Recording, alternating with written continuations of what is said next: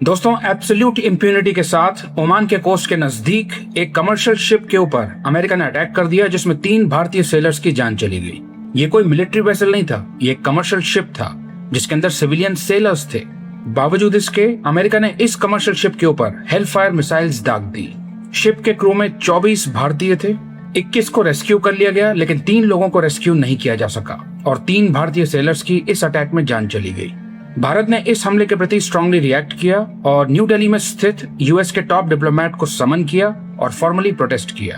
भारत के विदेश मंत्री डॉक्टर एस जयशंकर ने अमेरिका के विदेश मंत्री मार्को रूबियो से बात करी, इस मैटर को डायरेक्टली रेज किया, अमेरिका के सामने अपनी पोजीशन रखी कि इस प्रकार के एक्शंस को अवॉइड किया जाना चाहिए जो कि इंटरनेशनल शिपिंग को एंडेंजर करें, फ्रीडम ऑफ नेविगेशन को मेंटेन किया जाना चाहिए। और दोस्तों, इसके बदले जो यूएस का रिस्पॉन्स आया, वहां हमको माइट इज राइट का प्रिंसिपल प्ले आउट होता हुआ दिखाई दिया। अपने एक्शंस के लिए अपोलोजाइज करना तो छोड़िए, अमेरिका ने अपने एक्शंस को डिफेंड किया और ये कहा कि वहां जितने भी शिप्स हैं उनको यूएस नेवी को ओबे करना पड़ेगा। यूएस फोर्सेस जो भी इंस्ट्रक्शंस देती हैं उससे कंप्लाई करना पड़ेगा। यदि कोई भी शिप यूएस के ब्लॉकेड को वायलेट करता है तो अमेरिका के पास राइट है एक्ट करने की। यानी एक तरीके से अमेरिका कह रहा है, जिसको जो कहना है कह लो, अगर हमारी बात नहीं मानोगे तो हम ऐसे ही करेंगे। यानी हर बार की तरह अपने एक्शंस के प्रति जीरो रिग्रेट और जीरो अकाउंटेबिलिटी देखने को मिली। और दोस्तों, यहीं से हमको देखने को मिलता है कि यूएस और बाकी देशों के बीच में पावर इक्वेशन कितना ज्यादा स्क्यूड है। अमेरिका खुलेआम गलत कर सकता है, लेकिन देश बोल भी नहीं सकते, देश उसे पॉइंट आउट भी नहीं कर सकते।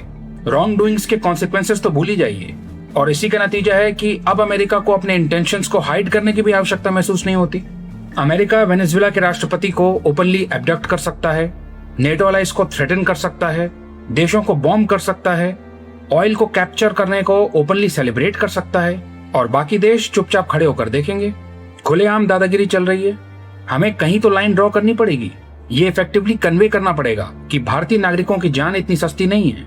यदि हमें इस बुलिंग को एंड करना है तो और ज्यादा स्ट्रॉन्ग वॉइसेस और कलेक्टिव एक्शन की आवश्यकता है। भविष्य में यदि इस प्रकार के इंसिडेंट्स को रोकना है तो हमको अकाउंटेबिलिटी सेट करनी पड़ेगी।